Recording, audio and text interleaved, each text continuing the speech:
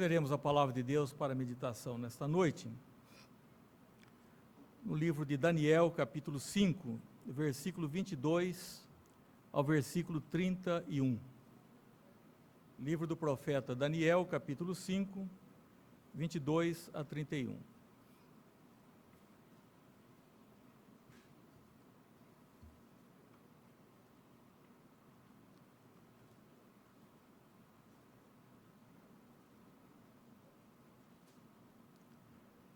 Tu, Beltsazar, que és seu filho, não humilhaste o teu coração, ainda que sabias tudo isto, e te levantaste contra o Senhor do céu, pois foram trazidos utensílios da casa dele perante ti, e tu e os teus grandes, e as tuas mulheres, e as tuas concubinas, bebestes vinho neles. Além disso, deste louvores aos deuses de prata, de ouro, de bronze, de ferro, de madeira e de pedra, que não veem, não ouvem, nem sabem, mas a Deus em cuja mão está a tua vida e todos os teus caminhos, a ele não glorificaste. Então da parte dele foi enviada aquela mão que traçou essa escritura. Esta, pois, é a escritura que te traçou, Mene, Mene, Tekel e Parsim. Esta é a interpretação daquilo. Mene, contou Deus o teu reino e deu cabo nele. Tekel, pesado foste na balança e achado em falta. Pérez, dividido o teu reino e dado aos medos e aos persas. Então mandou Beltsazar que vestissem Daniel de púrpura e lhe pusessem cadeia de ouro no pescoço e proclamassem que passaria a ser o terceiro no governo do seu reino. Naquela mesma noite foi morto Beltsazar, rei dos caldeus, e Dario o Medo, com cerca de 62 anos, se apoderou do reino. Vamos ter mais uma breve oração. Vou pedir ao Luciano que faça essa oração. Senhor nosso Deus, muito obrigado pela Tua palavra, Pai. Tua palavra foi lida. Que o Senhor abençoe esse momento, que Teu Santo Espírito esteja com o pregador e com cada um de nós, para que a gente compreenda, interprete a Sua palavra e que principalmente a gente seja testemunho, Deus, da prática da Tua palavra nas nossas vidas cotidianas, Senhor. Em nome de Jesus, amém.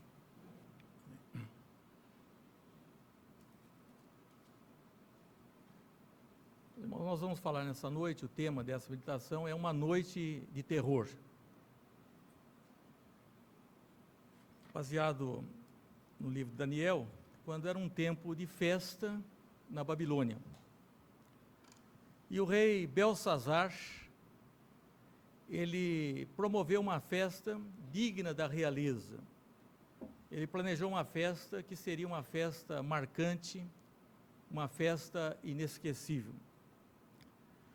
Convidou para a festa 1000 convidados e também as mulheres e as concubinas, para que estivesse naquela ocasião, nessa festa que de repente mudou todo o clima. Quando nós vamos a uma festa, geralmente as festas terminam bem, mas de repente o humor daquela festa se tornou realmente um clima de pavor, de medo e de terror.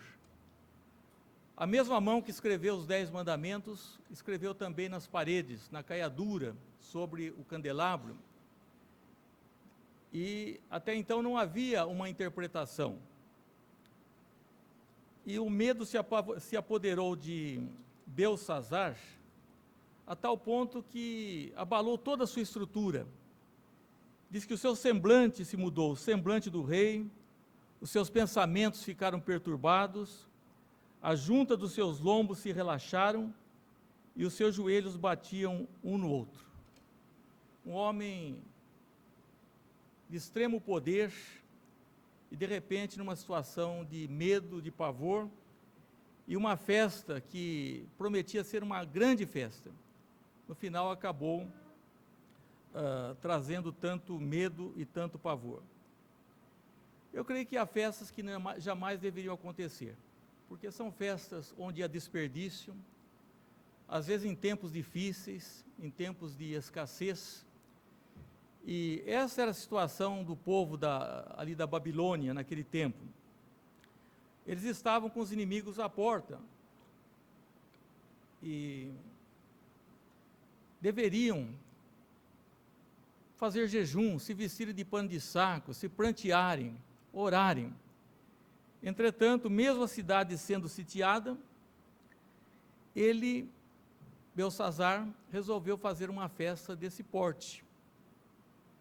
Nós vemos quando Deus avisou que Nínive seria destruída, e por 40 dias ecoou a voz do profeta Jonas, para que o povo se arrependesse. E, havendo arrependimento, Deus não destruiu aquela cidade. Mas aqui nós vemos que Belsazar, ele mostra pouco temor diante da situação, da providência e dos juízos de Deus. Ele matou bois, cordeiros, comeu carne, bebeu vinho e fez uma festa extravagante para mostrar realmente que ele não temia que houvesse privações e que eles viessem a ter dificuldades. E nós sabemos que onde existe uma falsa segurança, onde existe a sensualidade, e as pessoas que não se deixam advertir pelos juízos de Deus, elas podem esperar que serão feridas por esse juízo. Foi uma noite de terror para uma pessoa que viveu até então uma vida fútil e uma vida imprudente. Belsazar havia chegado até ali sem Deus na vida, não havia acertado a sua vida com Deus, embora soubesse, tivesse sido informado, como um dos seus antecessores, o rei Nabucodonosor, havia sido humilhado, não obstante ter sido o rei de uma das maiores potências até então.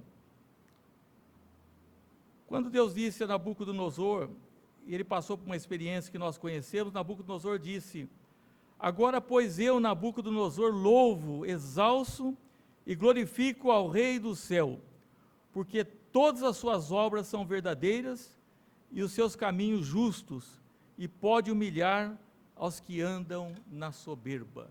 E pode humilhar aos que andam na soberba.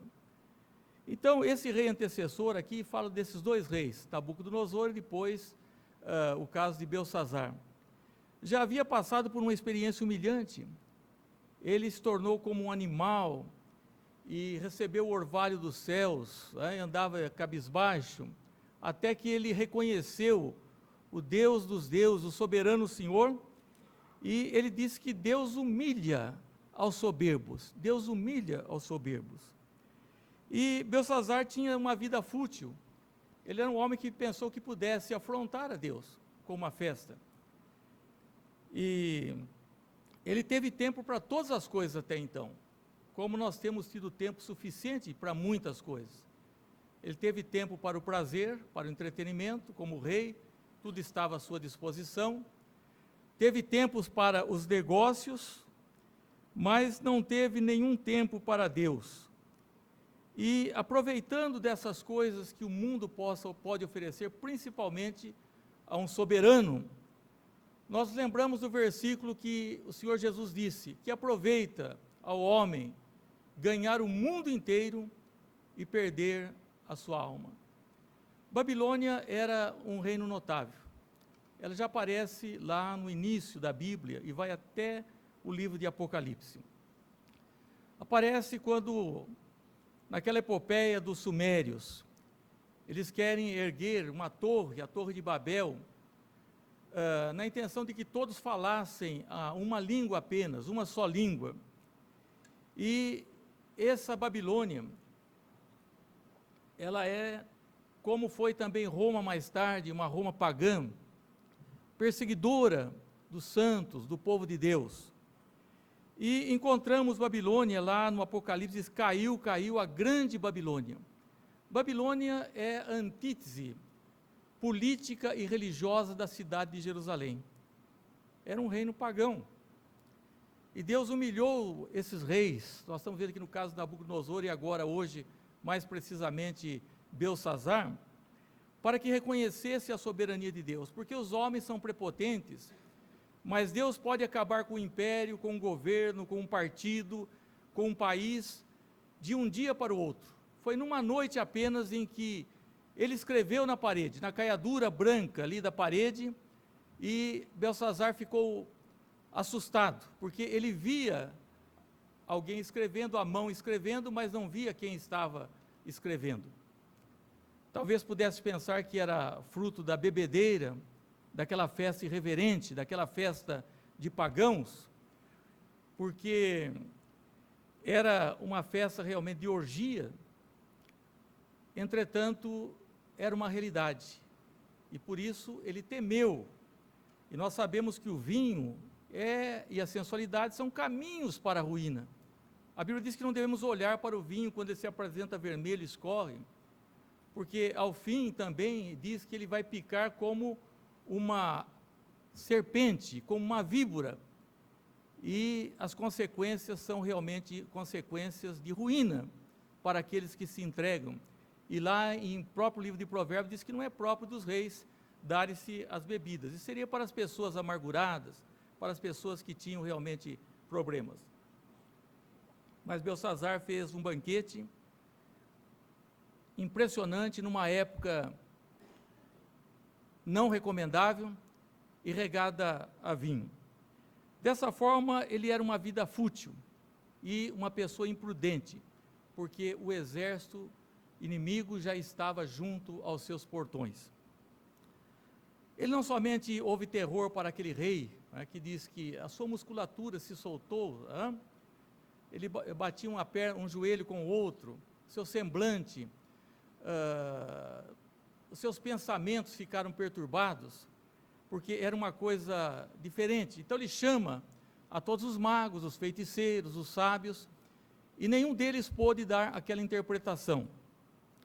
Daí a rainha mãe, naturalmente mais vivida, se lembrou desse episódio, quando Daniel havia interpretado também os sonhos de Nabucodonosor, e chamaram Daniel. Aqui tem muitas especificações sobre ele, sobre sabedoria, inteligência. Na verdade, ele era uma pessoa cheia do Espírito de Deus. Ele era um moço que resolveu não se contaminar num país pagão. E esse é o grande desafio para as pessoas de Deus, é que vivendo num mundo tão secularizado, ele não se deixe realmente se contaminar, que ele não se conforme, que ele não tome a forma desse mundo. E então, então Belsazzar, ainda nessa festa, antes que passasse por essa experiência, ele começou a provar o vinho estava correndo, fluindo naquela festa. E diz, enquanto Belsazzar bebia e apreciava o vinho, era um vinho talvez muito apreciável, e ele disse o seguinte, mandou trazer os utensílios de ouro e de prata.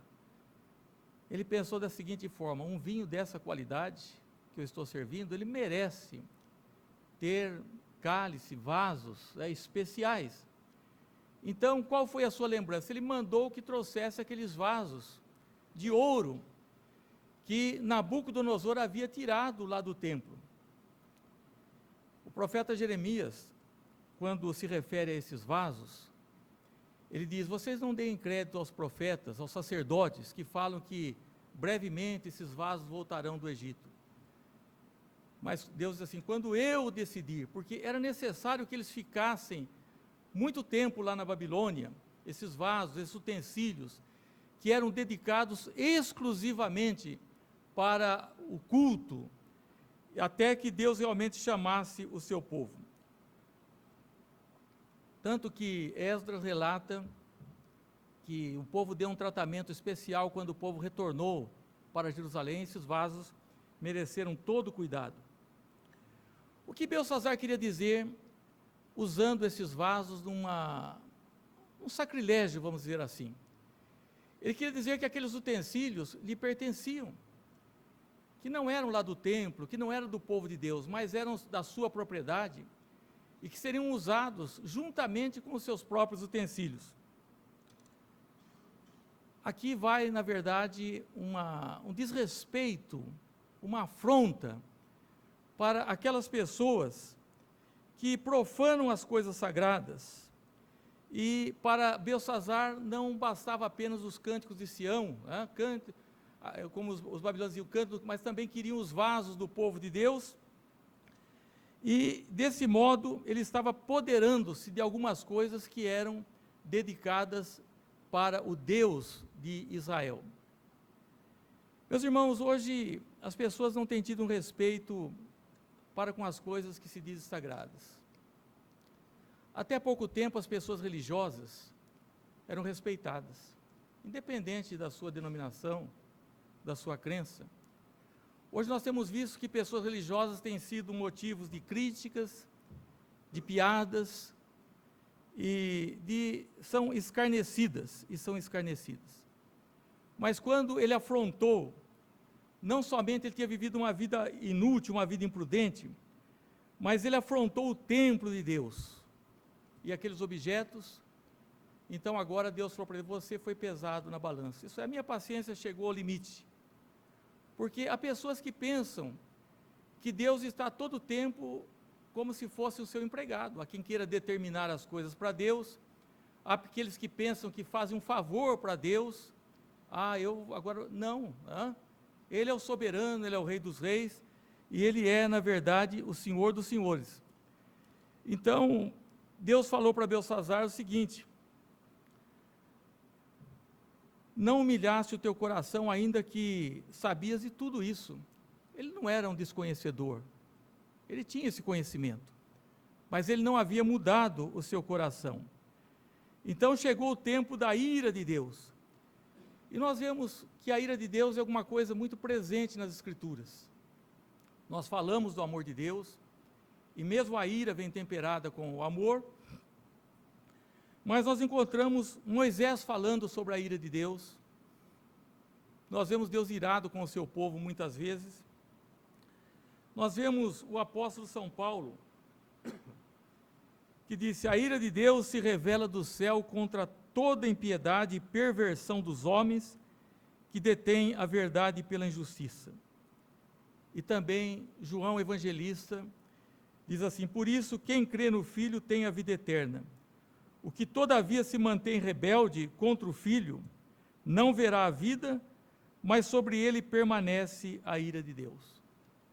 Muito mais que a morte de Belsassar, que ele tremeu, é a morte do ímpio também. E a pessoa que não se entrega, que não se rende ao Filho, porque tem tempo para todas as coisas, mas ele não para se lembrar de Deus. Não é? E sobre essa pessoa, a ira de Deus permanece. A ira de Deus está sobre a pessoa, muito embora ela ainda esteja, de uma certa maneira, desconfortável. Mas nós sabemos que essa ira será sobre essa pessoa. Sobre Belsassar, foi uma noite de terror, porque nada mais terrível que a morte de uma pessoa impenitente. Às vezes nós somos chamados para fazermos ofício de consolação, não? E nós ficamos pensando, a família quer que tenha uma oração, ou um ofício de qualquer religião, mas aquela pessoa não priorizou, ela não humilhou o seu coração, ela não serviu a Deus, não é? E não nos cabe julgar. Mas esses pensamentos voltam, porque às vezes, na última hora, a pessoa pode ter tomado uma decisão. Mas é importante que a pessoa tome a decisão muito antes. Não chegue o momento como chegou para Belsassar, que ele sentiu que não iria mais à frente. O reino dele já havia sido tomado. Então, a morte de uma pessoa impenitente. Porque ele não só ofendeu o próprio Deus, mas desafiou a sua divindade, mas ele usou também aqueles utensílios para dar honra a outros deuses. Diz assim: e levantaste contra o Senhor do céu, pois foram trazidos os utensílios da casa dele perante ti, e tu e os teus grandes e as suas mulheres, as suas concubinas, bebestes vinho neles. além disso, não só afrontou a Deus, não só viveu uma vida fútil, mas além disso diz que ele deu louvores aos deuses de prata, de ouro, de bronze, de ferro, de madeira, de pedra, que não veem, não ouvem, não sabem, mas Deus cuja mão está a tua vida e de todos os teus caminhos, a ele não glorificaste. Muitas pessoas têm também os seus ídolos, e Belsassar, em vez de dar honra e glória ao Deus que tinha o poder sobre a sua vida, ele deu honra e cantou louvores e homenagens àqueles deuses que diz que não podiam ouvir, que não podiam ver, que nada podiam fazer, né, e que nada sabiam. Então, agora, com essa bebida, porque a mente da pessoa bêbada fica uma mente tonta, seu coração fica um coração também perturbado, ele estava pronto para ser uma vítima desse pecado de idolatria contra o seu próprio Deus. E prestou homenagem a esses deuses como se fossem patrocinadores dessa festa pagã. A morte de Belsassar, até então, estava muito distante. Nunca havia pensado, com certeza, na morte. Não passava pela sua mente. O que passava era a festa, a orgia, a bebedeira, e esse sacrilégio todo, e achando que poderia ser vitorioso, quando o exército já estava às portas, mas chegou a morte, como chega também para todos os ímpios. E a morte estava muito próxima dele. Lá em Hebreus capítulo 9, você diz que está ordenado ao homem morrer uma só vez, vindo depois o juízo. Então, observe que a morte chega por uma cilada, chega de repente para as pessoas cujos corações estão sobrecarregados. Não só com a embriaguez, porque o vício da embriaguez é uma coisa terrível, mas também com a embriaguez dos cuidados desse mundo, que tomam conta da existência, a tal ponto que a vida da pessoa é somente festas, comida, e ele não sabe que a morte pode estar muito perto, e que até então a sua vida pode ter sido uma vida fútil, uma vida imprudente, que ele pode ter feito pecados assim, verdadeiros sacrilégios. Nesse caso foi tirar aqueles objetos que eram usados no culto para uma festa de outra natureza, mas isso pode se aplicar também em outro sentido. Meus irmãos, os desígnios de Deus são profundos, mas há terror na vida daqueles que não prezam pela vida espiritual, que não levam em conta a vida espiritual. Daqueles que têm tempo para todas as coisas, e arrumam tempo, sempre arrumam tempo, mas eles não têm tempo para reuniões como nós estamos tendo agora, não só no domingo, que é um dia especial, mas em outras ocasiões também. Agora, a ira de Deus se revela contra toda essa impiedade, contra todas essas coisas, contra esse mundanismo. E como alguém escapa da ira de Deus? Alguém escapa da ira de Deus vindo a Jesus, que suportou a penalidade dos nossos pecados na cruz. A ira de Deus caiu sobre Jesus, completamente. Ele ficou até desfigurado, diz, olhamos para ele e não vimos beleza que nos agradasse, devido a tantos ferimentos. Ele clamou ao Pai, porque a ira estava sobre ele, a ira de Deus sobre o pecado, e ele foi o nosso substituto. Nós só podemos fugir da ira de Deus nos abrigando em Cristo, confiando em Cristo, recebendo a Cristo como nosso Salvador, como Senhor. Jesus morreu para trazer a salvação e segurança. Uma noite pode mudar toda a nossa história. Uma notícia que nos traga apreensão sobre a nossa saúde. Hoje de manhã ouvimos uma mensagem, põe em ordem a tua casa, porque morrerás e não viverás. Meus irmãos, eu gostaria de terminar, não só dizendo que o orgulho, a arrogância, a prepotência, a afronta daqueles que vivem em constantes festas, mas que não se importam com Deus, com o seu reino. Deus não tolera o prepotente. E haverá um reino diferente do reino de Nabucodonosor, do reino de Belsazar. O reino de Nabucodonosor, naquela estátua, ele era a cabeça de ouro. Aqui Belsazar caindo, foi o reino para os medos e persas, era o peito de prata e os braços de prata.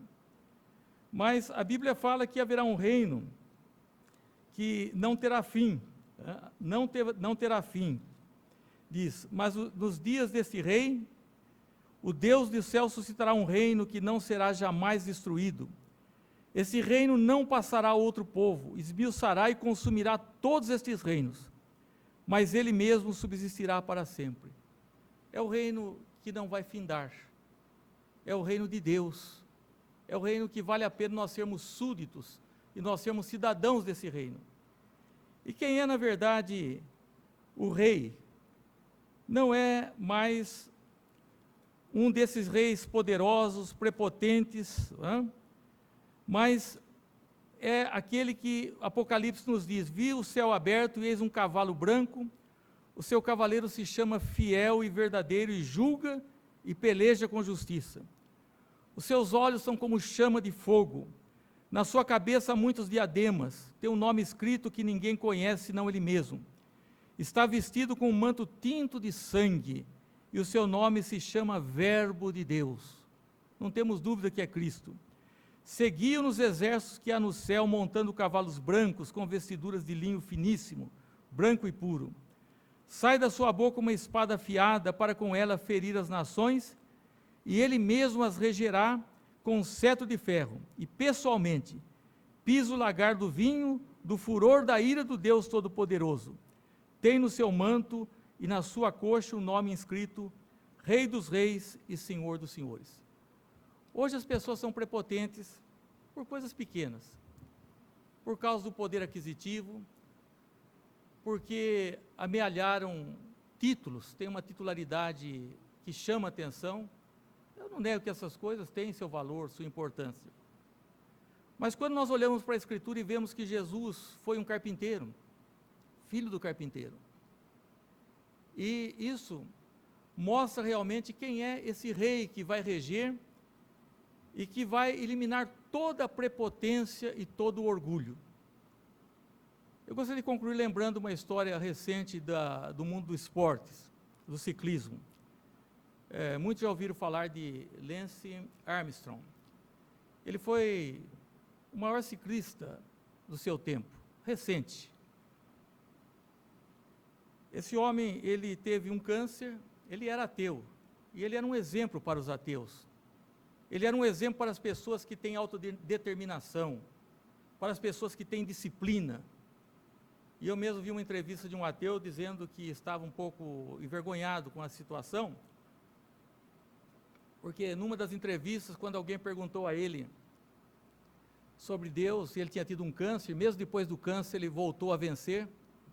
Ele ganhou 7 tours da França, maratonas, e as pessoas diziam, mais no final, que ele se dopava para essas corridas, para essas maratonas. E ele negou veementemente durante todo o tempo. Mas um dia o filho dele, de 13 anos, filho mais velho, estava brigando com outros amigos e defendendo o pai, e diante daquele filho, o pai não teve coragem de continuar mentindo, e falou: meu filho, não me defenda mais, pois é verdade o que estão dizendo. E ele deu uma entrevista para Hofer Infler, que é sobre esse fato, e ele confessou que ele era realmente uma pessoa que se dopava, que ele não era aquele ídolo que todos colocavam, ovacionavam.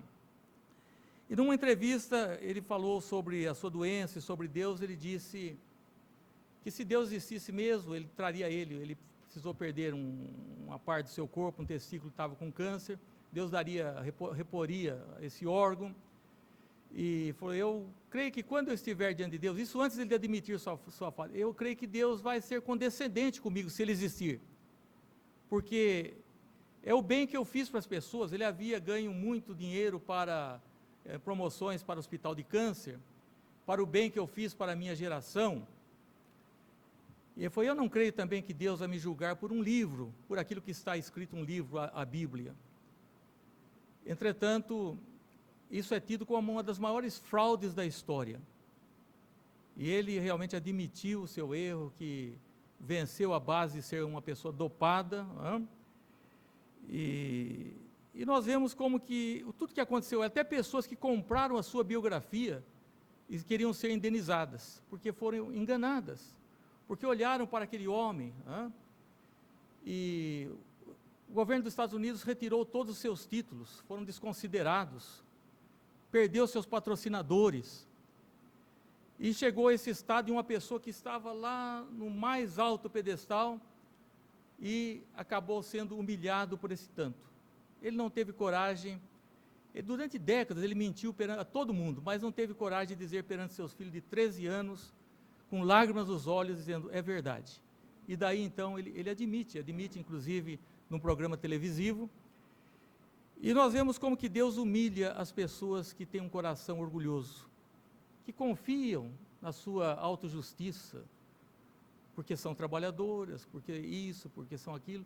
Meus irmãos, a Bíblia diz que não há um justo sequer, e que todos pecaram e carecem da glória de Deus. Nós somos salvos pelo sacrifício de Cristo. E Lance Armstrong, ele é, na verdade, um exemplo, assim como Belsazar, que foi esse homem que achou que podia afrontar a Deus, que podia fazer uma festa para mostrar. Tem gente que faz festa para mostrar, mesmo não podendo, que não ia ter perigo de escassez. Afrontou a Deus não somente fazendo uma festa desnecessária, algumas festas não deveriam acontecer, ou pelo menos não deveriam acontecer da forma como acontece. Usando utensílios em afronta, ameaçando, desafiando o povo de Deus e o serviço religioso. E principalmente,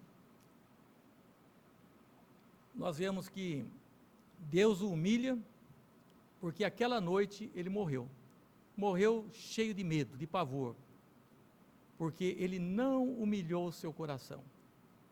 E Deus não resiste, e Deus resiste aos soberbos, mas Ele exalta os humildes. E a primeira bem-aventurança é essa: bem-aventurados os humildes de coração, aqueles que não lutam contra Deus, porque a Bíblia diz, se Deus é por nós, quem será contra nós? Mas se Deus for contra nós, contrário, nós estaremos para sempre perdidos. Nós não podemos permitir, não devemos pensar que Deus seja contra nós. Meus irmãos, foi uma noite de terror, uma noite de festa, que era para ser uma festa maravilhosa, e acabou numa festa de reverência, de orgia, de medo, de morte, e também a vida de muitas pessoas, que é uma festa constante, pagã, que não tem tempo, que não tem consideração para com Deus.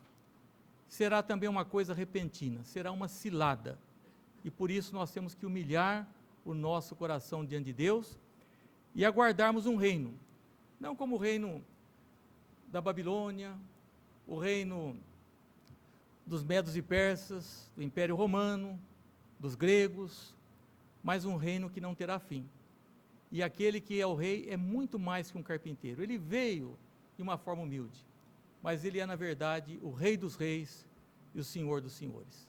Que Deus os abençoe. Vamos ter uma palavra de oração. Ó Deus, pedimos que apliques a Tua palavra à minha vida e à vida de todos nós, que possamos nos humilhar debaixo da Tua potente mão, para que, a seu tempo, o Senhor possa nos exaltar através de Cristo, o Salvador, o Rei dos Reis e Senhor dos Senhores. Amém.